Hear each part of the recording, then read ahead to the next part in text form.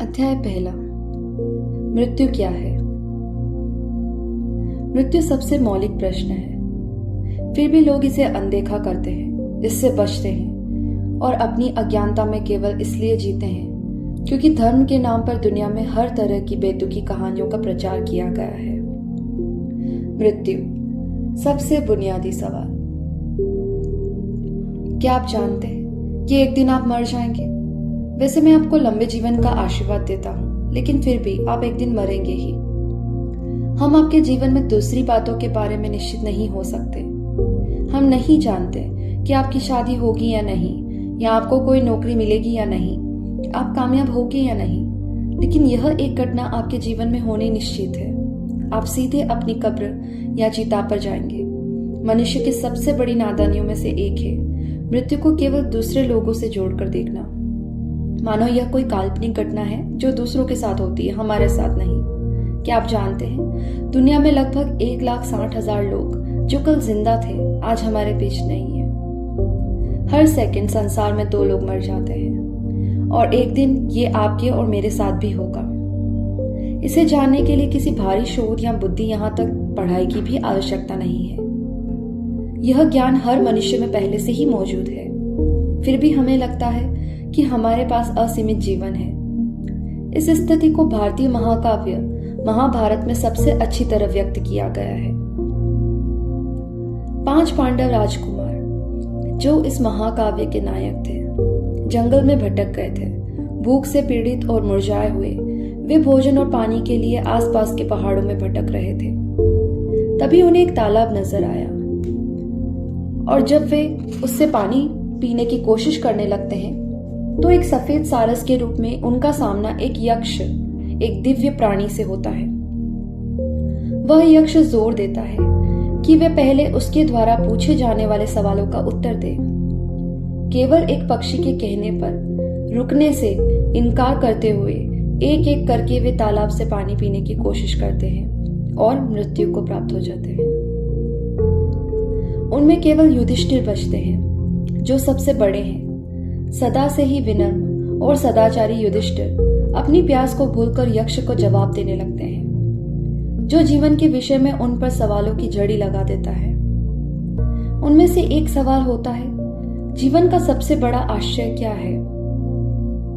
बिना झिझके युधिष्ठिर सुप्रसिद्ध उत्तर देते हैं, हर पल सैकड़ों हजारों लोग मरते हैं, फिर भी मूर्ख मनुष्य अपने आप को अमर समझता है और मृत्यु के लिए तैयार नहीं होता। यही जीवन का सबसे बड़ा आश्चर्य है। यक्ष उनके उत्तर से इतना संतुष्ट हो जाता है कि वह उन्हें तालाब से पानी पीने की अनुमति तो देता ही है, उनके भाइयों के प्राण भी लौटा देता है। यह सब 5,000 साल पहले हुआ था, लेकिन मृत्यु को लेकर तब से अब तक मानवीय मानसिकता में बहुत ही कम बदलाव हुआ है। मृत्यु एक बहुत ही मौलिक प्रश्न है।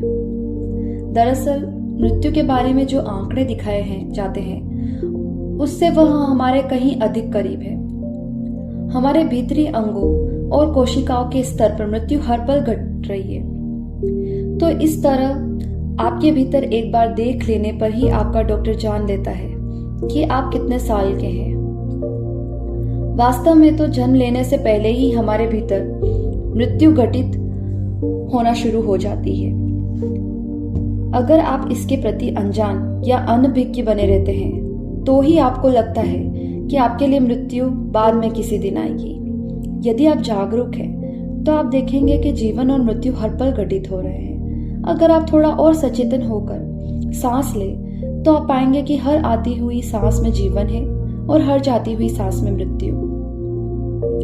जन्म लेते ही सबसे पहला काम जो एक बच्चा करता है वो है सांस लेना, और जो आखिरी काम आप अपने जीवन में करेंगे वो होगा सांस छोड़ना। अभी आप सांस छोड़ें और अगर अगली सांस ना ले पाए तो आप मर जाएंगे। अगर आप इसे समझ नहीं पाए तो एक सांस लीजिए, अपनी नाक को बंद कीजिए और अगली सांस मत लीजिए। कुछ ही पलों में आपको शरीर की हर कोशिका जीवन के लिए तड़पना शुरू कर देगी। जीवन और मृत्यु का कर्म हर पल हो रहा है। हर सांस में वे दोनों एक साथ मौजूद है, उन्हें अलग नहीं किया जा सकता। उनका रिश्ता तो सांसों से भी आगे आ जाता है। सांस की प्रक्रिया तो केवल सहायक की भूमिका कर रही है, असली प्रक्रिया तो जीवन ऊर्जा या प्राण की है। वही भौतिक अस्तित्व को नियंत्रित करती है। प्राणों पर कुछ विशेष महारत हासिल करके कोई व्यक्ति लंबे समय के लिए सांस लिए बिना रह सकता है। सांस की आवश्यकता थोड़ी तात्कालिक है, लेकिन यह उस श्रेणी में आती है जिसमें खाना और पानी। मृत्यु एक बहुत ही मूलभूत पहलू है, क्योंकि एक छोटी सी घटना और हो सकता है कि आप कल सुबह ना उठे। कल सुबह ही क्यों, कभी कुछ हो सकता है और अगले ही पल आपके जीवन की लो बूझ सकती है। अगर आप किसी दूसरे प्राणी की तरह होते तो शायद आप यह सब सोचने में समर्थ न होते। लेकिन जब आप मानव बुद्धि से संपन्न होते हैं तो आप जीवन के इतने महत्वपूर्ण पहलू को अनदेखा कैसे कर सकते हैं? आप कैसे इससे बच सकते हैं और ऐसे जी सकते हैं मानो आप यहाँ हमेशा रहने वाले हैं? ऐसा कैसे है कि यहाँ लाखों सालों से रहने के बाद मनुष्य अभी भी मृत्यु के बारे में कुछ खास नहीं जानते? वैसे देखा जाए तो वे जीवन के बारे में भी कुछ नहीं जानते। हम जीवन के तमाम तामझाम के बारे में तो जानते हैं, लेकिन हम जीवन के बारे में क्या जानते हैं? मौलिक रूप से यह स्थिति इसलिए पैदा हुई क्योंकि आप भूल गए हैं कि इस ब्रह्मांड के परिदृश्य में आप कौन हैं और आपकी भूमिका क्या है। अगर हमारा यह सौरमंडल जिसमें है कल सुबह अचानक अदृश्य हो जाए तो इतनी बड़ी सृष्टि में इस पर किसी का ध्यान भी नहीं जाएगा। यह इतना छोटा है कि केवल एक कण मात्र है। सौरमंडल के इस कण में पृथ्वी एक बहुत ही छोटा कण है। इस बहुत छोटे कण में आपका शहर बहुत बहुत छोटा सा कण है और इसमें मौजूद आप एक बड़े आदमी हैं।